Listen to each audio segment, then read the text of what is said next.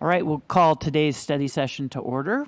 Councilmember Mumm is not going to be here, and haven't heard from Councilmember Stratton, but she has had some things going on, so I thought we'll just get started. And we have two things on our agenda. A little bit later, we're going to have a presentation on background information for setting water rates, but we're going to start off with an update on parking. And I see several folks with parking expertise on the phone. I'm not sure who's going to start us out, so I'll turn it over to folks. Thank you, Council President Beggs. Good morning. We are very excited to have Julie Dixon with Dixon Resources Unlimited here with us this morning.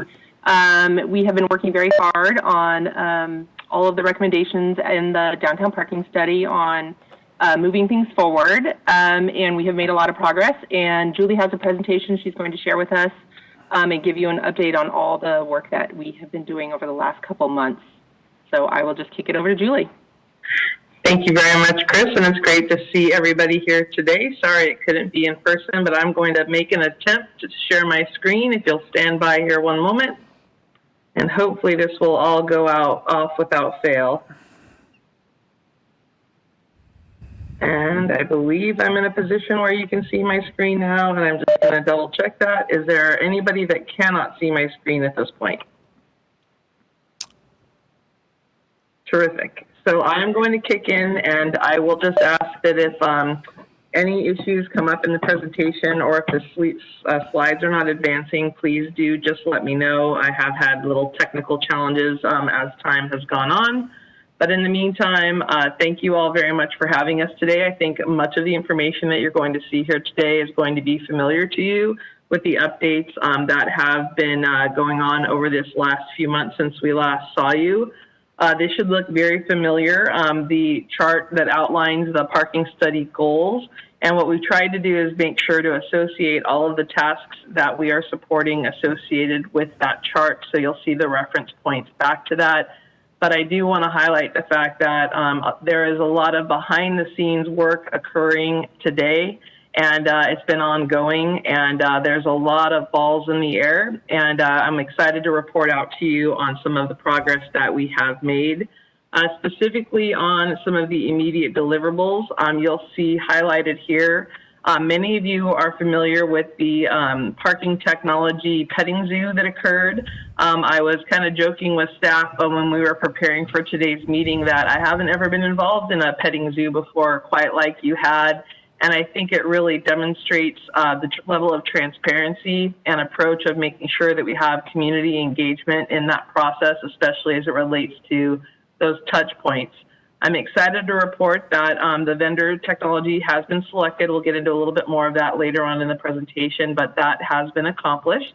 And now, just this week, in fact, I believe yesterday, the RFP for the parking management system has been published. I can tell you that it's been picked up by the national procurement websites, which is really exciting.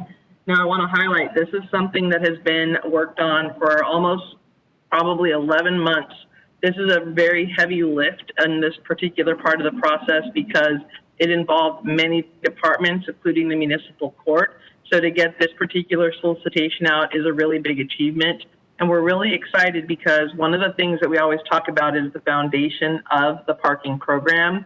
And this is one of those foundational aspects of the program. So that procurement process, I would anticipate will take us through the end of the year. And my hopes is that we'll have a proposed vendor solution to you all for review and approval end of the year, beginning of 2021.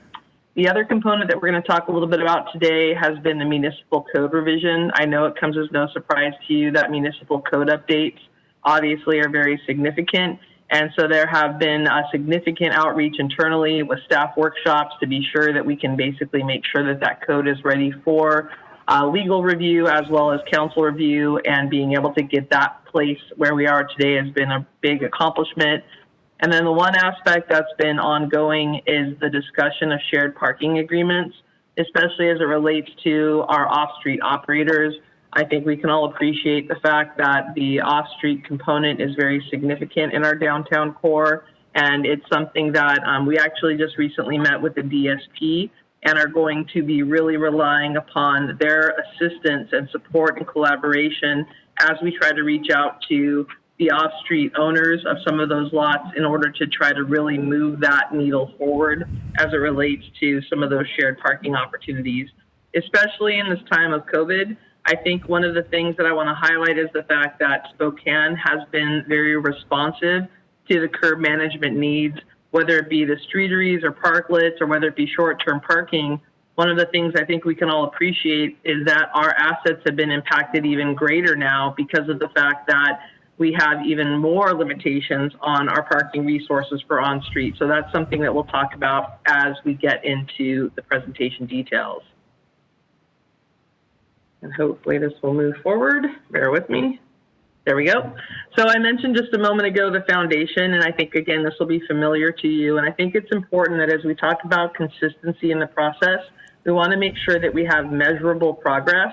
And also those building blocks and a lot of the behind the scenes work that's been occurring up until today has been something that isn't necessarily publicly viewable in the respect of, a lot of the procurement work, a lot of the policy work. And we're just starting to get to the place now where I think you'll start to see a bigger community touch point that will make more visible some of the progress that we're basically making on the particular project. And many of those I've mentioned here, and I'll go into these individual building blocks as we touch on these moving forward. So just a little bit of detail about the municipal code. I think one of the things when we talk about the municipal code update is really trying to take in industry best practices and what we try to call future proofing.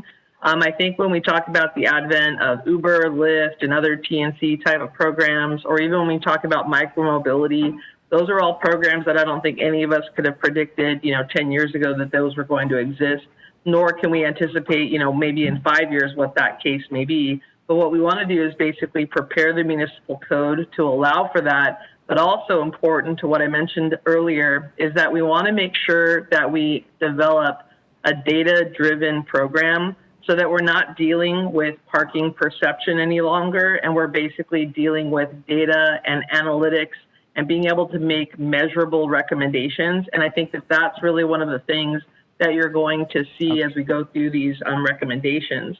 One of those also includes, and it'll be on the next slide, is being able to take what we call the operating rules or business rules out of the code. And I think that this is something that I found is really quite common from different municipalities is they put all of the business rules into the municipal code so that even when you need to make a slight tweak or an adjustment and be able to pivot to do things like short-term parking arrangements, it requires municipal code changes, which can be very lengthy, and all of the process that you have to go to do that. And so some of the things that you'll see as you review the municipal code basically allows for those business rules to basically come out and be able to make reference to those, and that'll come and be more specific on the upcoming slides. Some of the other things that are really relevant are making sure that our code is consistent with the state regulations as well, making sure we're using similar terminology, but also taking out limitations like using the word parking meter, because sometimes the code will be written in a way where the meter has to be associated with an individual parking space. And in this time of, COVID and trying to minimize infrastructure, street hardware, being able to utilize mobile payment or being able to utilize basically pay station devices, we want to refine the terminology so that it will be adaptive and allow for that. Additionally, being able to define that parking manager position and being able to tackle that in the code we think is very relevant.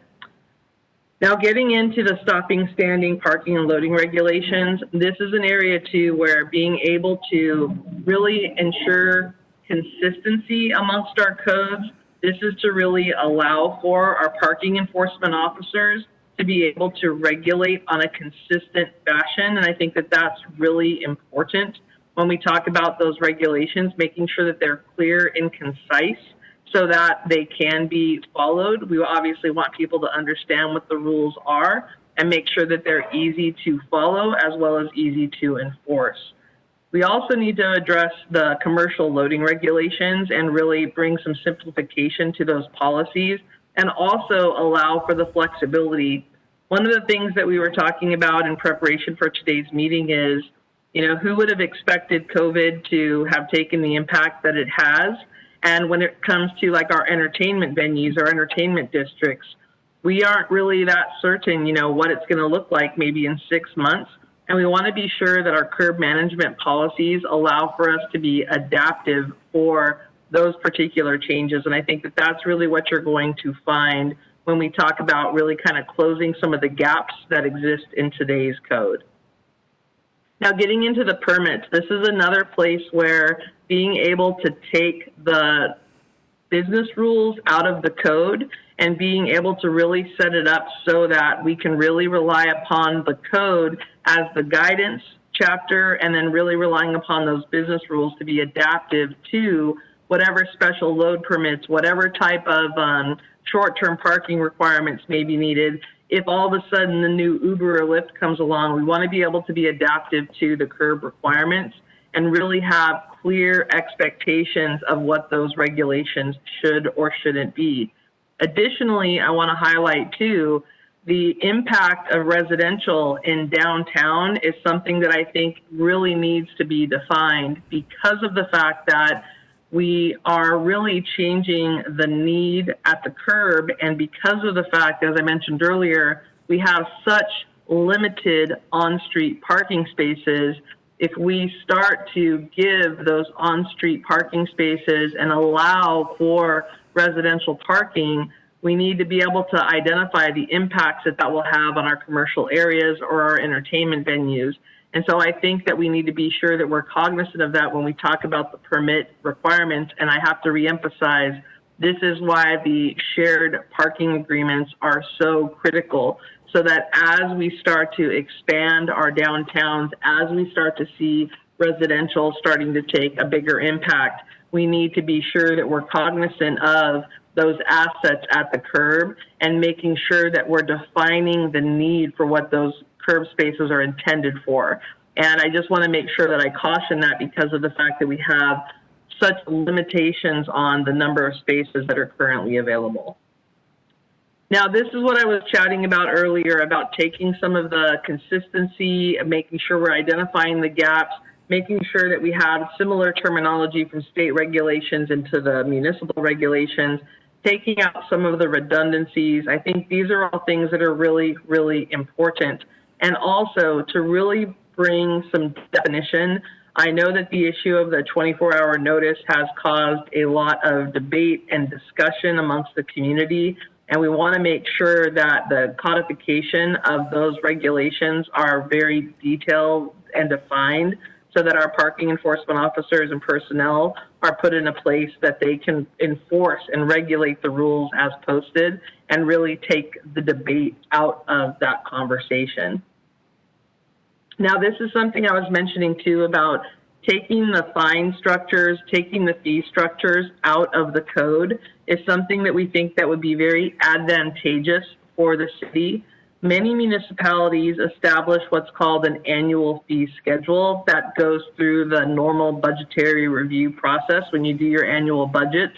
And we think that this would be something that could be a very effective way to manage parking fees as we move forward and basically allow for CPI to be applied to your different fees and rate structures. We think that that could be very advantageous for the city because rather than doing a big jump, every 5 or 10 years that can be onerous or difficult to palate for our community, we think that by applying CPI, get your fee schedules up to a, comparable level that's, consistent with comparable cities, and then apply CPI to that. And one of the things that I think really changes the way we manage parking moving forward is by making sure that we're reporting back to council annually with basically a state of the union on parking so that everybody can be familiar and understand, from those data-driven measurables, really where the project really stands. Same with the penalty fee schedule as well, is get those fees basically up to status quo and then making sure that we're applying, a standard CPI to those rates as we move forward. And then one of the things that I think is important too when we talk about the penalties is making sure that we really look at comparable cities and make sure, especially for those safety-related violations, that we have an appropriate fine associated with those fees. I think right now that the penalty fees are some of the lowest in the state of Washington, and we want to make sure that, you know, our drivers are held accountable for those violations. Otherwise, there's really no onus in terms of changing behavior. This slide will look familiar to all of you because I think last time we chatted, we discussed the 85% measure. And I think that this is something that's really going to be critical when we talk about data-driven decisions, being able to monitor parking occupancy, to be able to make those decisions when it relates to the curb, I think is really something that's important. And when we talk about rate increases or decreases, it's all managed by data. And I want to also highlight the fact that while the technology can allow for frequent rate changes, the fact is we're really only talking about recommendations of rate changes maybe up to 2 times a year. And one of the things that I think is important, and I believe we touched on this last time, is consistent with what San Francisco did with SF Park. There are rate locations that will increase, but there are also rate locations that will decrease. It's all based on occupancy, and it really goes into a performance-based or demand-based type of program. And this is a solution, and I want to highlight the fact, as it says on the header, this is on hold, understanding in the environment that we're all in right now, but we wanted to provide this reference for you so that everybody was familiar with this. Based on the parking management study, you can see that we had 2 different rate opportunities for the priority versus the value zone. And what we also included there on the lower threshold was the current rates.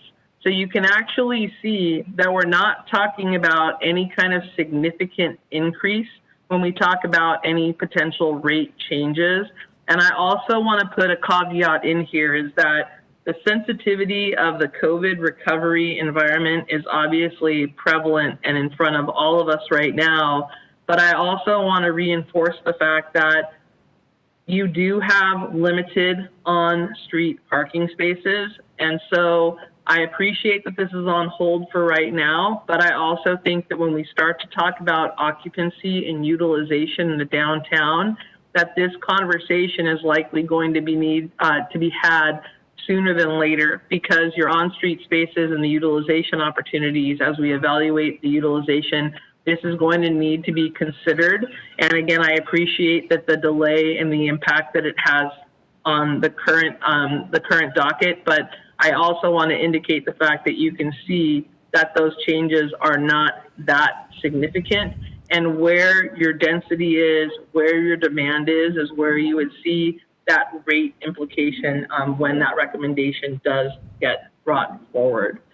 And so when we do talk about performance-based management, I do want to highlight again that it really does reinforce the parking recommendations that came out of the study. And it really is to maximize the use of your existing supply. And I think that that's really important.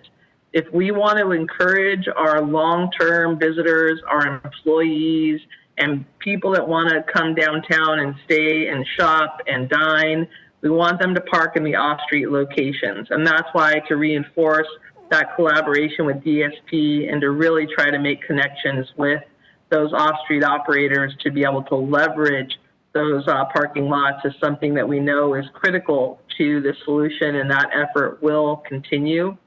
Also, when we talk about dynamically managing the curb, it means parking availability. That opportunity to make sure that we have consistent turnover, which is one of the reasons why we want to make sure that we bring uniformity to the municipal codes. We know all of these factors can really have an impact and bring benefit to the overall parking experience. And we also know from the environmental impacts, easing congestion, reducing emissions, and really improving access and safety. I think that this is something that's really important that we often don't really think about is with the double parking and the violations that can occur in the downtown, this could limit access for our fire trucks, ability to traverse the downtown streets and be able to get to the fire hydrants. And I always like to bring that up because oftentimes we don't think about that except when we're in a time of crisis. And so I just really want to reinforce the fact that that aspect of consistent compliance is so critical. And the way that we need to do that is to dynamically manage the curb. And I think that when we talk about this performance-based approach, it's something that is very much needed in the downtown Spokane area.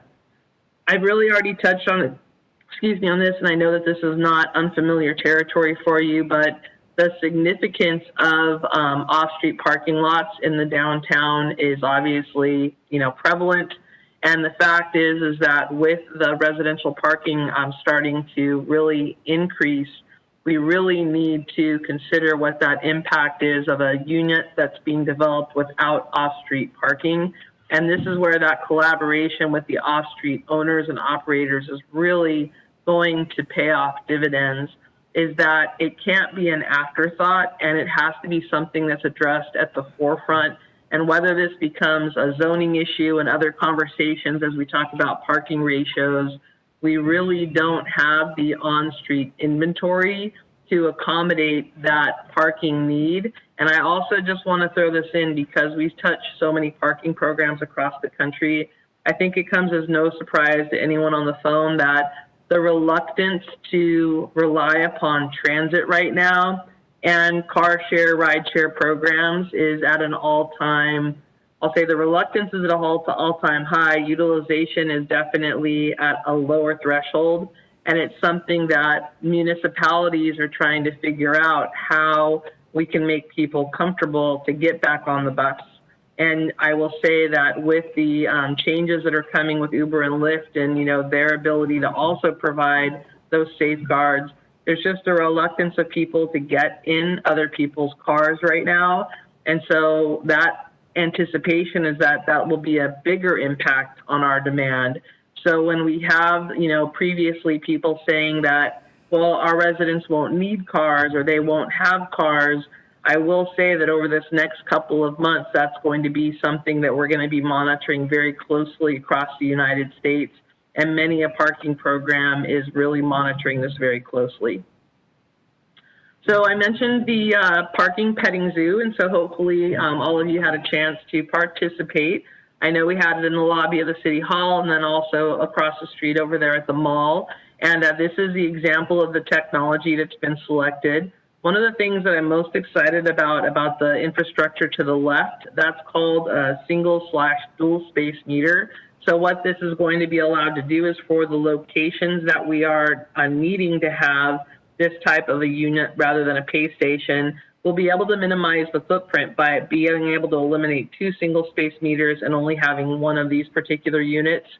I want to reinforce the fact that mobile payment utilization at Spokane is excellent. It has been, it continues to be, and I think that that's something that we can leverage so that when we talk about contactless payments, another opportunity through the vendor that's described here is that the payment can actually be displayed on the meter as well, which I think is a real big game changer for the customer as well as for the enforcement officer to be effective and efficient in the field. It can still take coins, it can take credit cards, and like I said, that contactless opportunity is definitely there. And I think that this is very forward thinking in regards to the technology vendors that the city has selected. The pay stations to the right, same thing, mobile payment is allowed, credit card transactions. And I do want to highlight that the anticipation of transitioning to license plate-based solutions is something that I think is going to be really effective as we're talking about the parking management system RFP that's out right now. All of these pieces basically come together as we talk about the technology solutions, which is what I just referenced. And so this RFP, while people don't like to necessarily talk about parking citations, I think we can all appreciate that having effective tools in the field for our enforcement officers can make for a more effective program, including the ability to identify that a vehicle has never had a parking citation. They can actually issue a warning notice. And I think that those are some of the bells and whistles features that'll come along with the technology solicitation that we have out on the street right now. What I'm most excited about, and I think you'll be pleased to hear, is what I will call the automation of the permit management system, so that folks that need parking permits will be able to apply for that process online. Your license plate will become your permit. There's no longer a decal or hang tag or process like that that's required, including the ability to make adjudication requests for citations that were issued. We're streamlining it so that everything can go online, so that who knew in this COVID world that this would become as relevant as it has today, but really minimizing that requirement for people to come into City Hall unless they opt that they want to. And I think that the integrations that are going to come along and the customer efficiencies that will come along with this process are really going to make for a really great foundational block of the overall parking operation. And so this gets into the citation management. I mentioned the warning notice, but I think also importantly, the ability to identify scofflaws. Those are defined by the state of the number of parking citations unpaid that you're allowed to have before we can take action on your vehicle. I think the technology is going to allow for a lot of flexibility and allow for the city to establish the business rules associated with this system. And I'm really, again, excited about the online features as well as the call support regarding an IVR, an interactive voice response system that really provides customer solutions. I talked about the permit management system. One of the things that I think is really going to be key about this online system is that not only can it be city branded, but the fact that I can use the system to insert my credentials for my qualifications for whatever type of permit program that is established.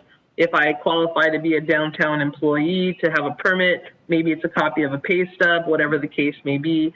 Same with commercial loading. We'll be able to leverage this type of system to really bring automation and really efficiency to the overall parking experience. Many of you are already familiar with license plate recognition technology, LPR data.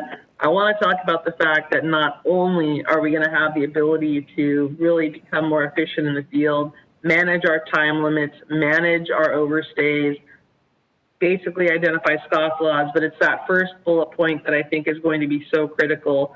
I've re-emphasized probably enough here that we really want to make data-driven decisions, but I want to highlight the fact that every LPR data machine that's out there is collecting data. And I think that that's going to be something that's going to be very prevalent as we talk about coming back to you and reporting back to you. Having those measures for occupancy, being able to monitor the utilization, that's going to be critical when we talk about having those performance standards and having those measures so that we can make qualified recommendations based upon the data and the utilization at our curbs.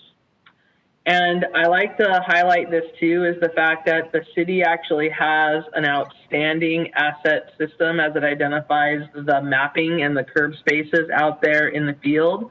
I'm excited for our next steps as we select our vendors and our technology providers for parking is to be able to bring some level of integration where being able to publish maps and provide publicly available information like what the rates are for a particular location or the hours of operation. I think that that's going to be a real nice feature that'll come along with one of the advantages of some of the technology providers that we're looking at. And I saved this one for last because I think it's honestly one of the most important aspects besides data-driven decisions is the outreach. The level of transparency and communication I think are critical.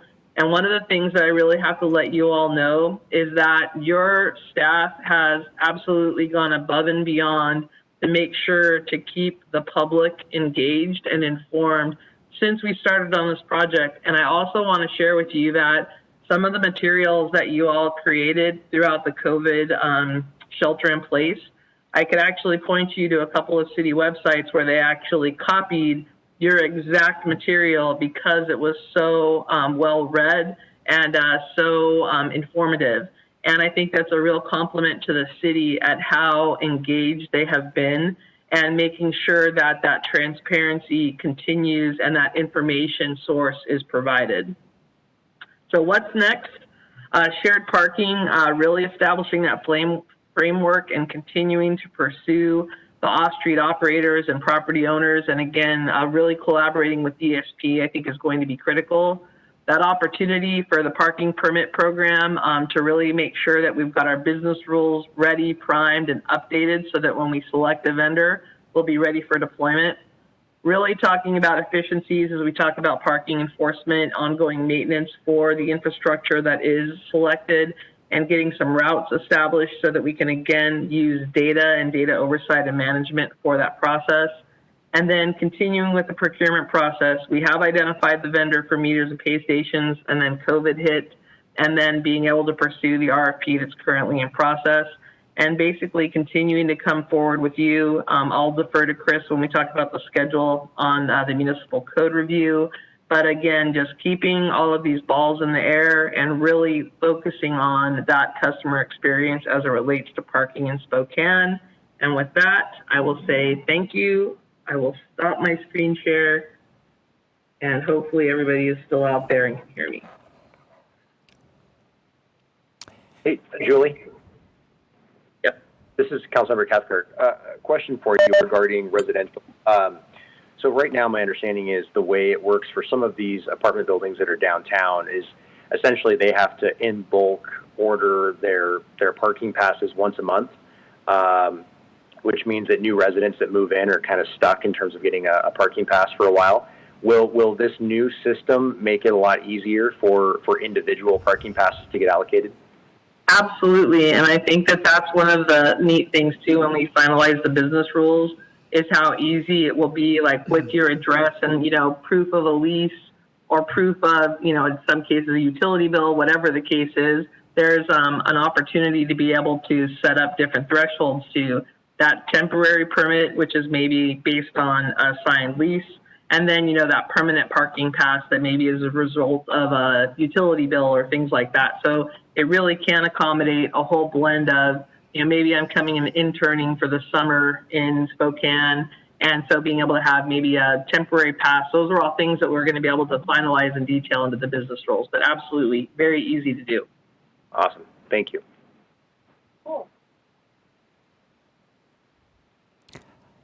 Other questions? All right. I have a few comments. So I feel like we've had these meetings both before you were on board with the parking study and since you're on board. And I feel like we keep hearing the same plan, and I'm not seeing necessarily a lot of adjustment from council comments. So I just kind of want to throw that out there. I think one thing that's going to be helpful for us on all these different initiatives, and it's some great work that's going on, so I want to applaud that, but I think council's going to want to hear about it when there's still decisions to be made as opposed to a go or no go. So when we're thinking about which provisions in the parking code that we want to take out of the code or we want to modify, it's really helpful, I think, for council members to see a decision tree of, like, you know, there's option A, there's option B, there's option C. Which ones do you like and why or why not? So instead of simply coming up with a package of saying, hey, here they are, we get, even though this is obviously a very staff driven system, we get on parking so many concerns from so many people. And so we need to figure out how to be responsive instead of just doing a thumbs up or thumbs down on an overall package. So I wanted to share that. And just an example is we've had a few discussions about which blocks are going to have pay stations for the block face and which are going to have these dual meters. And there's some criteria out there. I'm not sure what they are, but that's the sort of thing that I would love to see of, like, all right, if there's more than 6 meters on a block face, we're going to do pay stations. If it's only, you know, if it's less, then we're going to do the duals, and just setting those there. Ever since COVID, I think we're even more excited and hearing more from people who really like these restaurant 10-minute zones. So how many are we going to have per block on those? Those kinds of things, as opposed to it just coming to us in a full package. The other thing, I think I haven't heard an update on whether we've repaired our license plate reader vehicle. And the revenues, we lost hundreds of thousands of dollars last year and not getting it repaired, kind of under the assumption, well, we're going to get a new system, so we don't want to spend the money, but I'm sure that we lost way more than we would have lost on that. So that's something of interest. And then my final point is, if I recall, only 15% of the spaces for parking downtown are on the street. 85% are off-street. and it seems like we're putting way too much emphasis on the on-street instead of figuring out how to make the off-street work better. And the Park Spokane pilot is great, but I just think it needs to be expanded and more robust, because that's where we can make a difference with new technology, where people can literally check on their phone before they start driving, find out the closest, what the rates are, how many openings are in those lots. That could be a game changer. And last year, I tried to get us to work with the DSP who manages the Business Improvement District, because we have the leverage to be able to assess fees on parking spots that could really impact and increase the amount of participation in a Park Spokane program. And essentially, we didn't get to it in time for the annual changes of rates, which City Council approves. But here we are a year later, and I'm quite concerned that we're not going to get to that, and it'll be yet another year. Whereas if we went to the bid right now, we could implement a pretty robust Park Spokane on all the off-street parking north of the railroad viaduct in the retail core. And so I just will make another plea that, in my opinion, would have the biggest impact and should be the highest priority.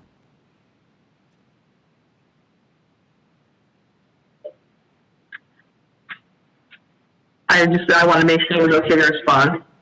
Yeah. I wanted to advise that the LPR equipment that has been repaired and it is out there in the field. I also wanted to identify that LPR is a major component of the parking management system solicitation. So the one unit that was down has been repaired and it has been operational, I believe, since November, if I'm approximating last year. So apologies for not providing that update. But LPR is a major component of the solicitation, and especially as we talk about plate-based systems, when we talk about permit management or on-street management. And I think when we talk about, single or dual space meters versus pay stations, especially in light of COVID, I think anywhere that we can maximize pay stations is really a standard business rule. But to your comment, when you have a street that has basically no more than 1, 2, or even 3 spaces, that's a general rule of when you would utilize a dual space or single space meter. I will say that we've gone out and done, and in fact, the vendor has come out and done a walkthrough of the streets, and you have a lot of curb breaks. And I think that that's important to highlight, is that many of your streets in the downtown, there's a lot of curb breaks. That's important when we talk about the distance that people have to walk when it gets to the pay station, and then the amount of signage that you have to have. So while there isn't an exact science, because the geographics really do play a role in the design, you really have to have an adaptive design so that when you get out of the car, the ease of use for the customer and the visibility factor, I think, play into it. But I'd say the general rule of thumb is if you have 3 or less parking spaces per block space, those are typically going to be the locations where you'll have the individual or dual space units in general. And I'll just reinforce that the off-street element and what you shared is absolutely prevalent. And that's why the conversation that we have with DSP and trying to help leverage their resources in being able to communicate with those property owners is something that that initiative is absolutely in play. The priority obviously was getting all those solicitations out and really getting, some of the foundational blocks done. So I'll make sure that the next time we report back, that we'll keep some of those details into the discussion. Thank you. Any other questions, comments? All right. Well, I'm going to call you Julie because I feel like we're getting to know you over time. Thank you so much for your work and your team's work and helping us all be smarter. So keep up the great work, and same with our good parking staff. And thank you, everybody. And with that, I think I'm going to turn it over to Scott Simmons, at least to start out, a presentation of some background information on setting water department rates. Thanks, Council President. Can everyone hear me all right? Yes. Excellent. So on the phone with me today is Catherine Miller, Steve Burns, Marlene Feist, and Lauren Searle. We're all going to be taking some parts in the rate presentation for water. Marlene will be driving this. So this is installment 3. The previous ones we did solid waste in June, we did wastewater in July, and today is water. We're working with Hanley on setting up another study session or 2 in September. We are getting close to our water wastewater combined projections that we'll be able to share with council that helps us inform on some of the financial implications of the proposed rate settings. So today we're going to be really focusing on some of the areas that we're looking at for consideration within water, some of the trending that's occurring. We'll share some financials year to date through July of what that's looking like. That's going to be informing our projection model as well. So with that, I think Marlene, you're up first on the slide. Yes, good morning, everyone. So it's a lovely picture from Upriver Dam during some really high water a couple of years ago. I say that for Steve Burns' benefit because lots of people don't make it out to the dam. Let's see. Okay, here we go.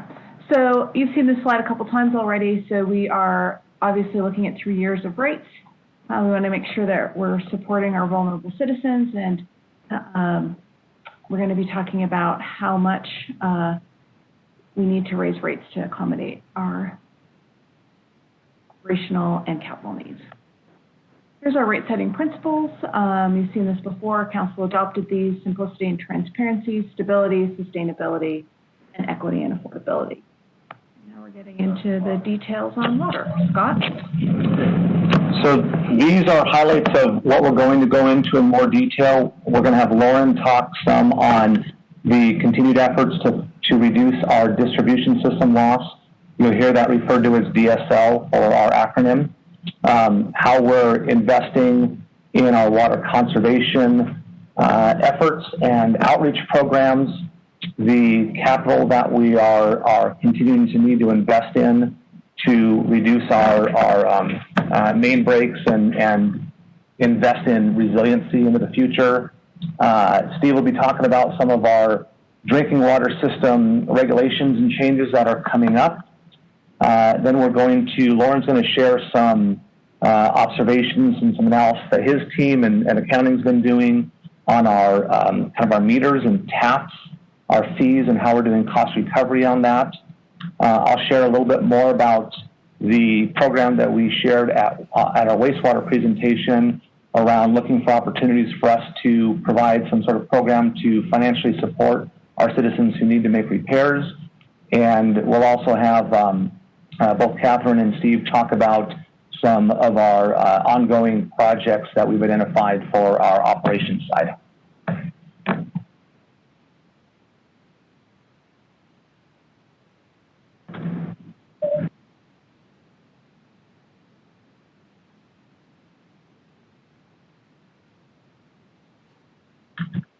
Marlene, did you want me to cover this one? Oh, sorry, I was talking and I was muted. But you can if you want to.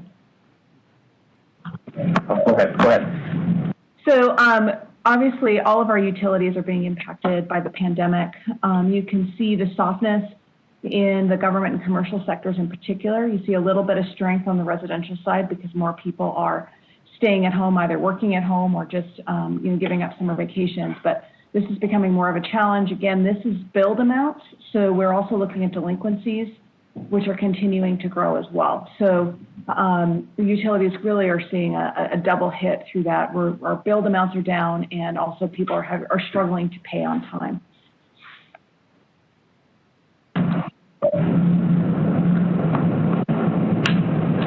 So this slide is our water revenues year to date through July.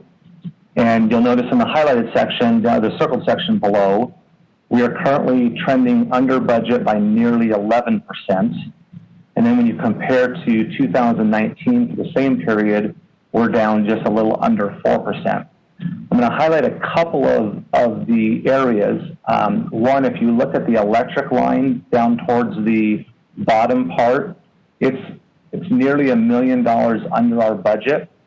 That is our electric sales out at Upriver Dam for our power purchase agreement. When we developed our budget last year in the August-September timeframe, we developed those based on what our historical revenues were. We ended up executing a new power purchase agreement late in the year. It expired at the end of 19 with Avista, so we executed a new one, and those rates per their tariff are significantly lower than our previous power purchase agreement.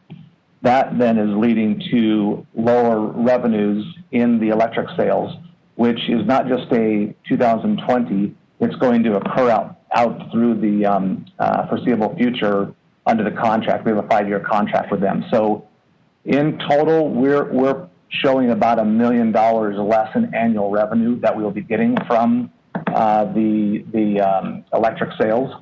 The GFCs is another one I want to highlight.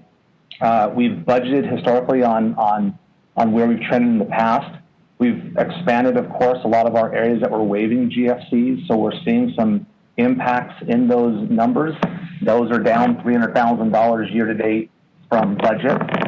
And then the two up top under residential water consumption and commercial water consumption are probably the areas that we're seeing the biggest impact on, where our consumption is down year to date and even down from previous years. So this is information that we're using to inform our projection model, both for 2020 and out. It's anyone's guess how long this might last. Conservatively, we're planning on using a trending similar to what we're seeing today out through mid-2021. We won't know until we get there whether it's going to go longer or whether we might see a turn in a shorter period of time. So just a couple things I wanted to highlight here that are really creating softness in our revenues and ultimately our projections and what our reserve levels are going to be looking like.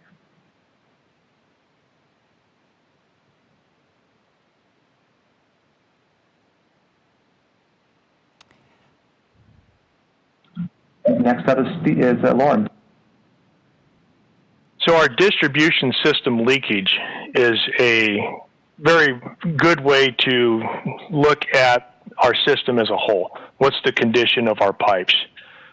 We go through a large process at the end of each year to figure out all of the water that was produced, all of the water that was actually sold through meters, and we actually account for any water used to cool pumps, used from hydrants, used from all the different various washing streets, dust control, everything that goes on, and we try and figure out what is the difference between the amount that we pumped versus the amount that was authorized consumption. And what's left over is our distribution system leakage, our DSL. In years past, we have had a very high DSL, up pushing almost to 20%, in 19.5 or something. And then we were able to work that number down. We see a slight increase again in 2019. And through that, we have a lot of different programs that we've used to try and reduce our system leakage, finding those very small leaks that are out there that we can't really hunt down so well. We use a satellite imaging that has the ability to analyze treated water underground, so they can see chlorinated water at 5 feet deep. That pretty much indicates that there's a leak in that main in the area. We've also run some other systems with a desktop analysis of pipe types, soil conditions, pressures, different factors that lead to leaks in pipes. And we also have a company that comes in with a pipe diver, electronic analyst that goes inside of mains. We put it down the pipe and it analyzes pipe thickness and finds minute leaks in exact pinpoint locations. Unfortunately, we have not used that technology this year with our COVID restrictions. We aren't doing the contracting. We don't have people coming in to do that kind of analysis right now. But this is one of the points that we continue to try and point at and monitor the system health and how well we secure leakage and keep the water in our mains.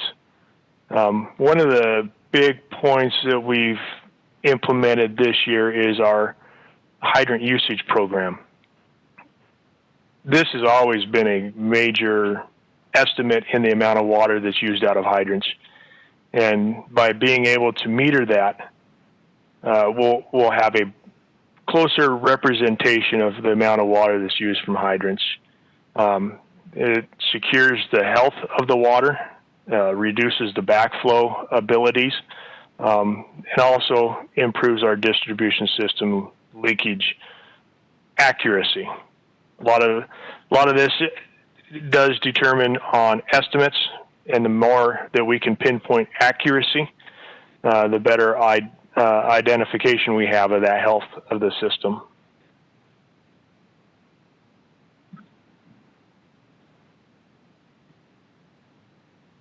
Next slide.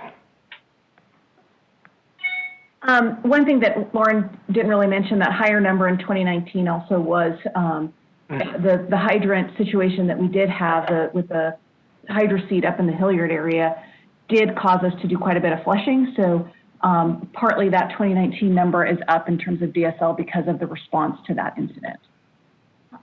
Water conservation is obviously something the council is very interested in, and we're looking to implement and build on the water conservation master plan that you adopted late last month. So that includes rebates, the popular Spokanescape project. Parks irrigation upgrades have been particularly successful. So far, Parks' initial look at their water use at Indian Canyon is down about 50% this summer, and 17% at Esmeralda. So those irrigation upgrades are making a difference in terms of water usage. And we'd also like to next year proceed with a conversation on other options. We really do want to serve growth through water savings to avoid having to add a lot of capacity improvements to our system. And here is the amount of money that we have scheduled specifically for the water conservation plan implementation. So a little over $500,000, which is up quite a bit from previous years, and we'll start to see that grow over time. I think, Steve, you're up next. Yeah, good morning. We wanted to bring into the awareness and the conversation about our water quality program and how important it is. Obviously, not just on a regulatory side of the equation, but for the health and well-being of our customers, and so the health and well-being of our water system is equal to that. We chlorinate the water system to 0.2 parts per million. I think it's important to remember that we legally could treat the water system up to 4 parts per million.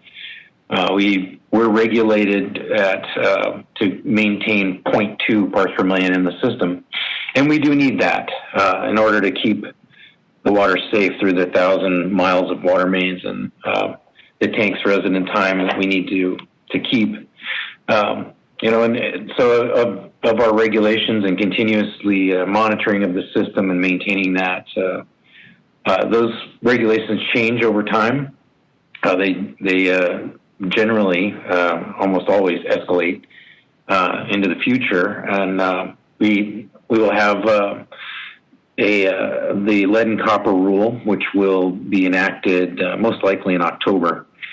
And the amount of outreach, education, testing, sampling, reporting by our water quality team will be increasing, particularly with schools and daycares. And that has a real effect on the operations and maintenance of the system. The next part of this slide of resiliency, that's that's pointing to the level of service that our system currently affords to our customers, and the design standards that we have for fire flow, for all the structures that are being built, and then the continuous operations. The continuous availability of water in the system is a major part of our function, and to provide that on a 24-hour-a-day basis is a very large part of the equation. I've got to bring in my of course position out here at Upriver Dam. I can't help that, but we are also federally regulated at that station as well. So when big things happen in other parts of the country, regulations change, and they affect our operation as well. Most recently, for the water system side, obviously we have Detroit. That's where the lead and copper rule is coming from. On the dam operations side, the Oroville Dam, most recently, that failure in 2017, we're just now seeing the large changes in the regulation side. So that's generally the response when we have large public health and safety concerns. It goes to the federal regulation side of the equation, and we're a large system. Large water systems need to follow the same rules around the country, as do all of our dams for those interests.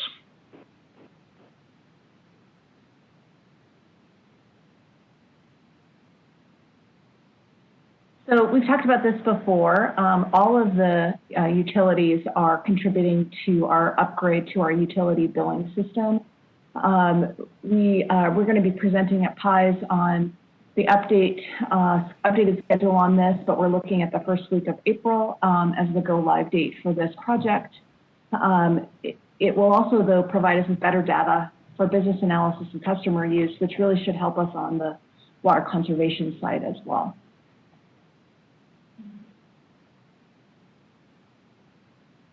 Scott, did you want to talk about that? So you have seen this with the wastewater slide. We're highlighting where we think we can have some application and opportunities on the water side too. We've got a number of citizens who have long service lines.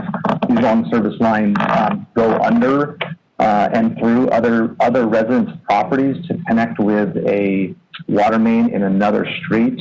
They oftentimes fail and create leakages and issues. So these areas, along with broken or water lines that would need to be repaired, could be something that we would incorporate in a program that we would look to develop into next year. And next up, I think, is Lauren.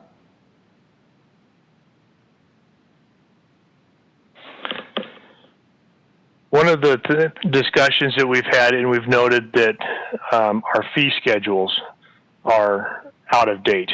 Our fees are things for various items that happen throughout the year. Most of them are tap and meter fees. If a developer is going to build a new residence, they need a 1-inch tap, runs a 1-inch service to the property, and they need a meter. Maybe it's a 3/4 or a 1-inch meter. They buy a permit from downtown, and that's where they pay for those fees. Most of those fees or all of the fees are set up already so that everyone in the system knows what that cost is. But as time goes on, and that doesn't get updated regularly, then we start to fall way behind on them. What we've noted when we do a comparison to what the current fee is versus our costs, across the board, its average is about a 42% loss that the city takes on each of the services. Last year, we brought in $1.77 million in tap and meter fees. We only recovered 60% of our actual costs. So we're close to a cost of $3 million that we put into those new developments, with only recovering about 60%. When we go through these, there's actually over 70 different fees that we have a set cost for. So these are just a couple of examples of that. And we go very detailed in them in all of the different parts that we need. On a 1-inch residential tap, we've figured all the parts that are used in that and what our costs on those parts are, the labor and all the equipment that it takes. Our current charge on a 1-inch tap is $950. But it actually costs us $1,219 to do the work. So that is not a 40% increase. That one there is about a 20% increase. And when you look at 1,000 times over the year that we do that 1-inch tap, it really adds up quite a bit. And a typical commercial building might have a 4-inch meter, and all of our estimates in the cost of that puts our current total cost for us to do the work at $8,850, where we're charging $6,875 for that work. So we know that this is an area that we need to update. Unfortunately, it's been many years since this has been looked at, and it is to a substantial increase at this point.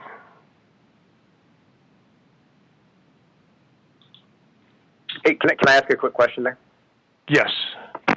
Just curious, have you guys looked to see if there's ways to get those costs down rather than trying to increase the fees? We have, over the years, made adjustments to what we do in the field. When someone installed a meter, it used to be 4 or 5 different trips back with different vehicles to do different phases of that. And we've reduced that through efficiency to one truck being able to go there and do all of the work at one time rather than all the return trips. So we have definitely reduced the return trips, making it more efficient, trying to reduce the cost of our labor in doing that. So ultimately, yes, we've worked at trying to make that as the lowest cost possible.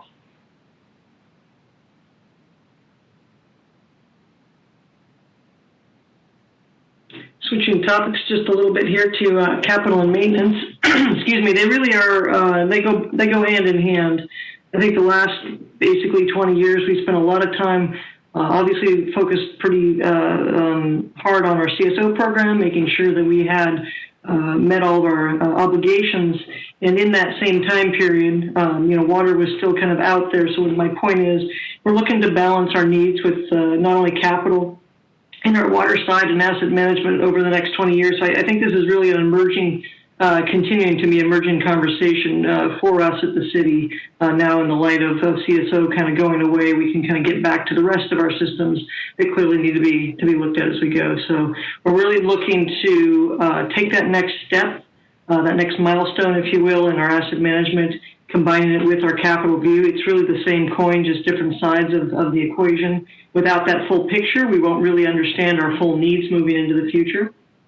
You've heard Capital ICM talking about our MOTA process, our multi-objective decision-making process that we want to go through for water to really understand our risks as we move forward over the next 20 years to make sure we're balancing well with our existing maintenance issues and our work that maybe was delayed because of the CSO. So we want to look at everything on the same page. So we make sure that we come forward with full understanding of what our system needs, not only now but into the future.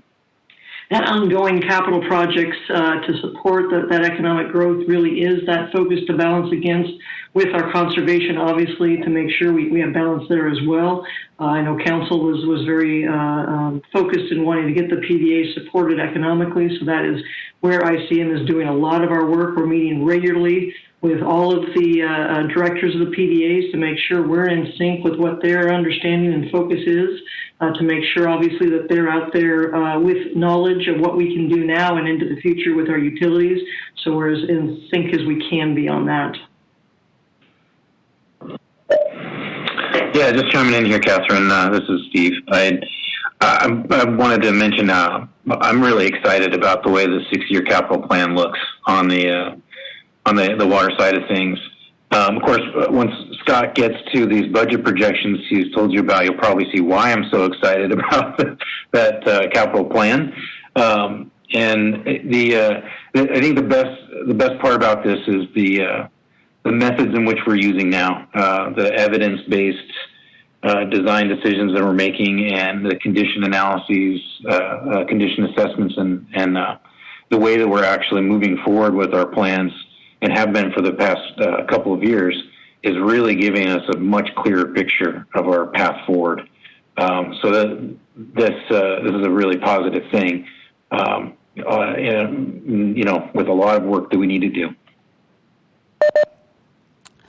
I had a question. I'm wondering if, as an example, you could talk to us about. So I think the department rolled out plans to put a large water tank in the middle of Hamblin Park, and predictably, some people aren't too excited about that. But I'm just wondering that connection between water conservation and future capital needs, and what level of water would we have to start conserving where we wouldn't need to do that tank, which I think was like a $5 million expense. If you can give us kind of an example.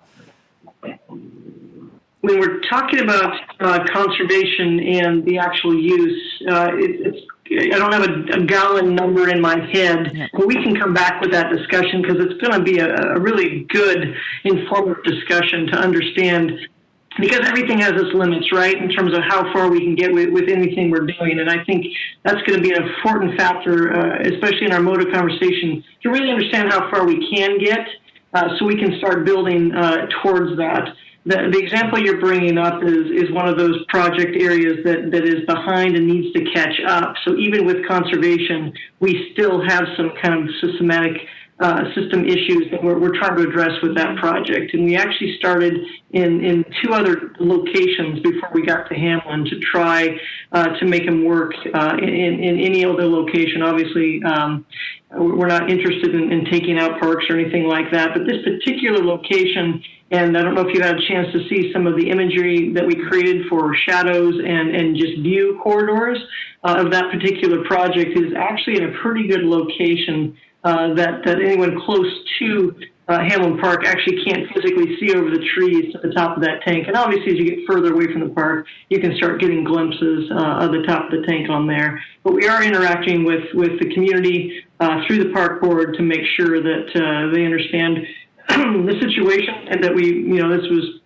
really our 3rd location in terms of looking for opportunities. The last one, we were unfortunate that the information we got out of the construction community was not accurate. We really worked hard up front with that particular community, and unfortunately found out that the information wasn't as accurate as we'd hoped it to be, in the sense that it would be extremely expensive to build on the last location that we looked at, in terms of literally helicoptering in pieces. Obviously, a very high cost to do that. So our conversations right now are obviously with the community, trying to pick up all of the neighborhood plans that they have already put in place, and some of the ideas that they had around the park area that we'd like to try to implement it during the project, so we can find a win-win piece there. But this project isn't about growth. That project is about existing conditions. And while, yes, conservation will have an impact, it won't remove the need for that tank.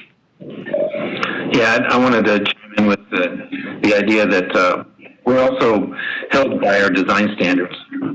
And our design standards require the most accurate information and data that we can find. And we need to base that on our existing demand. So when we find out what it is our community is using, and then what it is we need to provide above and beyond that for fire protection, these are the types of metrics that actually drive the decision, the design decisions. And that's where a water system plan comes in, where we define those types of engineering design standards. Yeah, so that's great, and I hope it didn't sound like I was critiquing that particular location, because I'm familiar with the outreach that you're working on and the public meetings you're working on. But what I was just imagining when I was thinking about it is if some people in that area are very motivated, it'd be good to be able to tell them, yeah, this is what the current demand is in your neighborhoods, and this is how much we need on top of that of redundancy for fire protection. If we got it to Y number, like if you guys really went for it and changed how that whole area was using water, you might not have to have it. So I'm just wondering if we can start rolling that out to communities, and for this one it might be too late, but well in advance, so that they can take gradual actions to deal with it. And then also it saves a lot of money, of course, for the system not to have to build those huge capital projects. So, and I don't expect you to have the numbers for me today, but I just kind of want to lay that out. It'd be great to start, when you start talking to us about the 6-year capital plans, if we could sort of have a column out there, but hey, if we reduced water use in that area by Y amount, we might not have to do it, or it would be half the size, or just have that in so that we could start sharing that with the community. That's a great call out, and we certainly have that capability to run those numbers, and I'd love to have that conversation in that 20-year longer term planning, and obviously start educating in that 6-year window so we can get there, because I agree, I think we can have some impact, and I think it's worth having that discussion to understand what that could look like. Thanks. Thank you.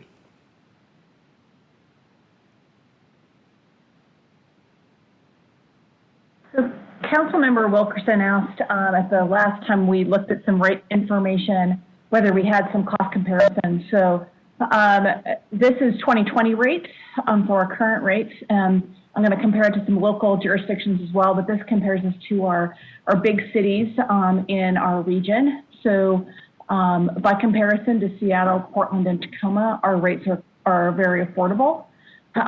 We do our rates a little bit differently. We separate out the capital charge for water, wastewater. The rest of those jurisdictions embed that in their water and wastewater rates. But, we're about half of Seattle's rate and significantly less than Portland and Tacoma for similar services. This looks at basically indoor water usage. So for a family of 4, we figure 8 units per month. So this doesn't take into effect the impact of irrigation.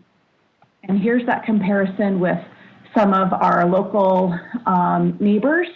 So you see we're just a little bit less than Airway Heights and a little bit more than Post Falls and Spokane Valley. Post Falls, the North Idaho side has a little bit of a different structure around solid waste.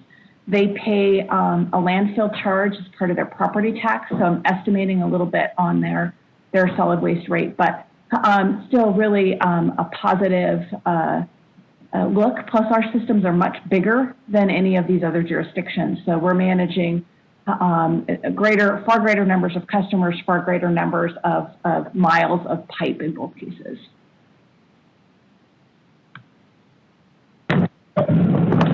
So this is kind of a summary of what we've looked at and some of the things that we'll be using to inform on the projection model for us, and then the alternate rate setting.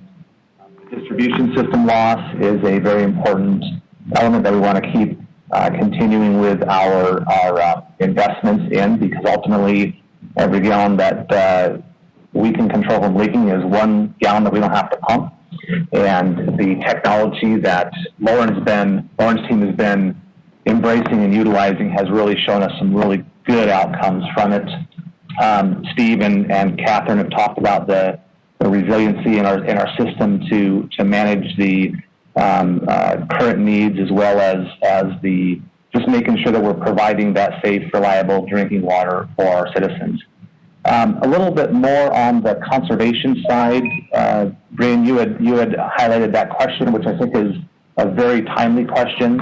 Our community has largely been trained, if you will, about when they turn their water on, their sprinklers on, it's there at their whim, at their demand.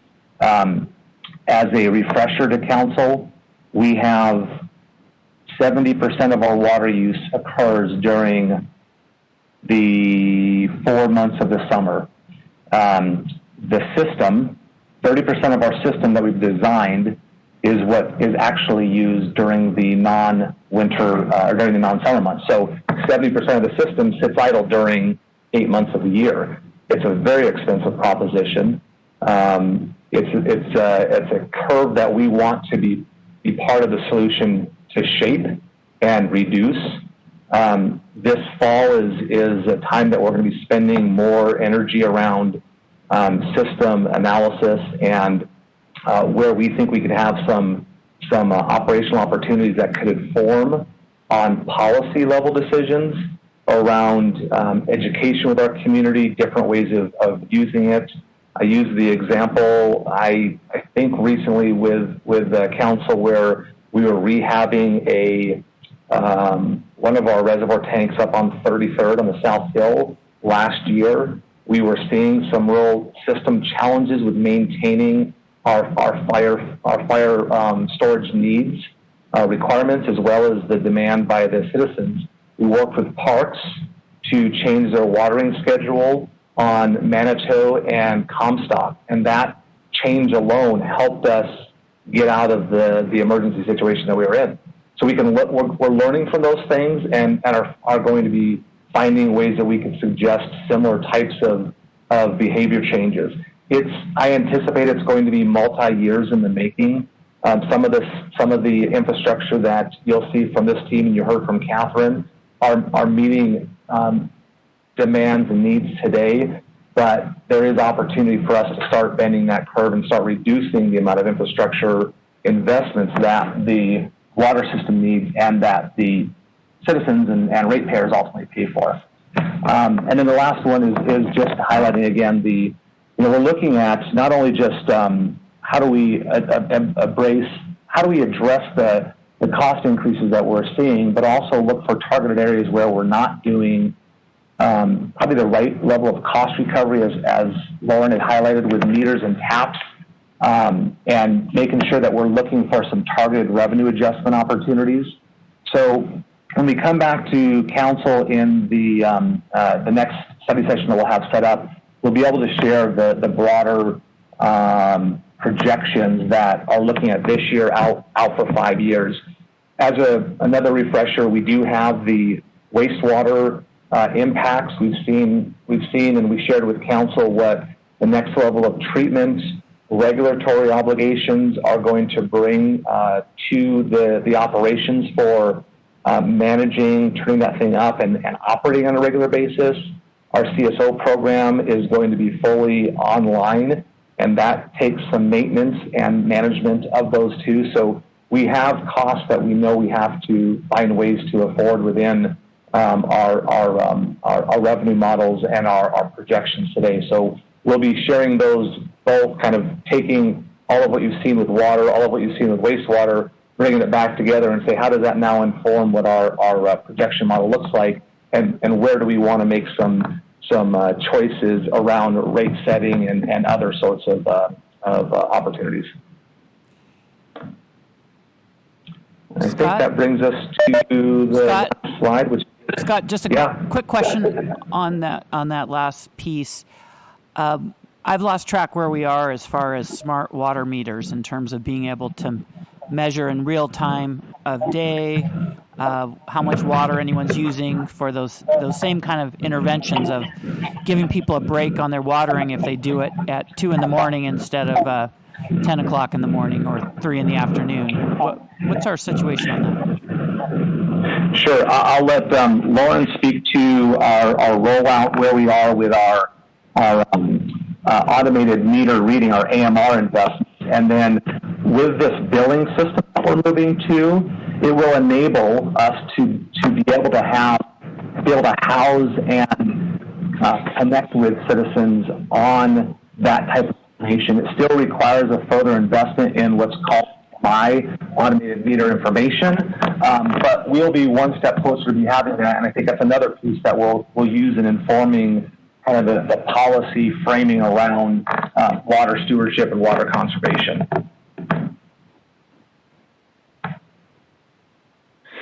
Any updates on the AMR side that you can share with council?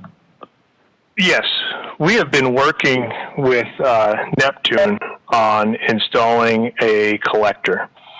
Currently, our system has multiple different reading systems, and some of them are ones we actually have to look at the meter.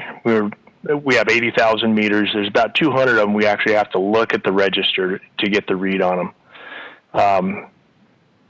A lot of them are touchpad. Some of them are radio already. There's, out of all of the different systems, they all need to be upgraded in order to get the instantaneous read off of it. We are working with Neptune right now. We have received a collector that we're installing up on Eagle Ridge. We hope to have that in place in the next couple of months so that we can get and that will give us the instantaneous ability to see what the usage is. It will collect every 15 minutes, and we'll know where that usage lies. That's our first collector. It'll be on Eagle Ridge, capable of picking up about 1,500 meter reads. From there, once we get that online, and that's a big portion of getting it through IT, getting all the software enabled, getting it imported into the new billing system, getting all that stuff set up. Once we got that, we are hopeful that we can start spreading out to other collectors throughout the city. It is a long-term proposal in getting the entire system upgraded, but our first one we hope to have live in the next couple of months. And Brian, this is another area that I referred to this as fall, so we're going to be doing some more work to kind of form on. So I see this as an opportunity to bring to council kind of how that evolution occurs from getting the meters in place that can collect that information to then a way that we can receive it and then put it into a customer, if you will, just generic portal where people can get more real-time access to those. So that's something that we could share in maybe a PIES committee this fall that gives a little bit more of an overview as how those connect points take place for us to be able to have that capability.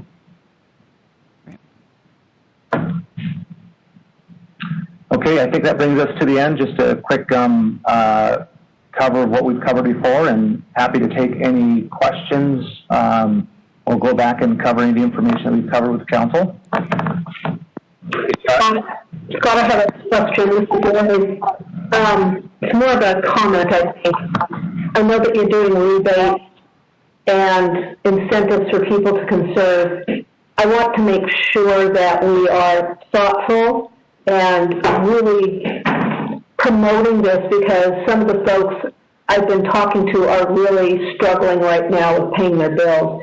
And when they see a rate increase, even though we've been doing the 2.9 every year for quite a while, I think there's an expectation that we're going to offer some relief to people who are struggling right now. So I want to make sure that we really push the rebates and the conservation piece as a way to save money, especially for low-income homeowners. So, Marlene, thank you for all that you've done around that. So I just want to make sure we keep pushing that. No, that's great. And I think what we'll do as well is just highlight again the programs that are in place currently through UHealth, through low water users in the winter months. But I think that's exactly what we want to be able to continue to push out with the program that's out there right now for water conservation, encouraging that sort of stuff. It does rely on a lot of robust communication to make sure that's in front of people so they can see how they can actually make real impacts. There's some things that they can't control in their bill, but there are some things that they can, and we want to make sure that's in front of them and they're aware of it. Hey, Scott, this is Councilmember Cathcart. Hey, could you get or could you provide a breakdown that shows of the 2.9% proposed increase, how much of that is just simply system growth, increased use, and how much of that is increases in these programs like the rebate program and whatnot? And then also, do you know when you're going to provide what the other fees are proposed to increase to? So this answer to your second question, right now it looks like with some discussions with Hannah Lee, we're possibly going to be able to come back to council on the study session on September 17th and share the financials and various scenarios of what rates would be at different levels. The first question, I have to give that a little bit of thought in terms of how we might be able to share that. Let me give some thoughts on that, Michael, because it doesn't really come top of mind on how we could easily separate those two out. From a financial standpoint, there's so many moving parts within the rate models and the financial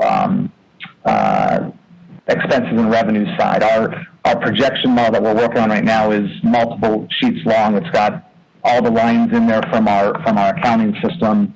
So to be able to get down to that level of detail might be a little bit challenging, but we'll give it some thought and see what we can come up with. Whatever you do. And then also, just related, if you guys have information that might, just inform the council in terms of costs of other changes to the water system as are being proposed, such as fluoride, and how that could change all of your modeling and what you guys are working on right now, I think that would be really critical to have.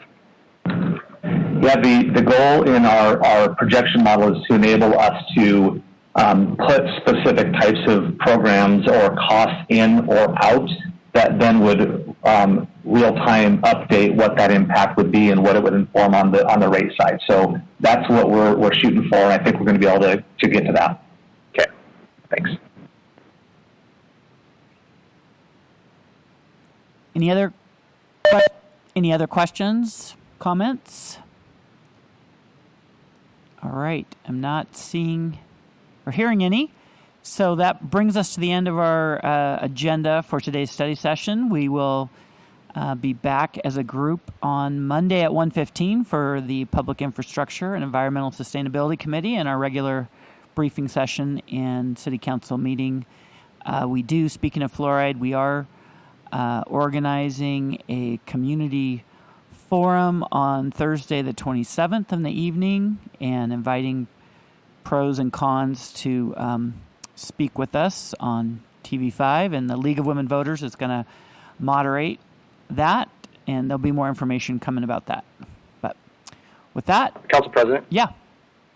On that, have we invited experts then in the field to come and talk about the issue? Yep.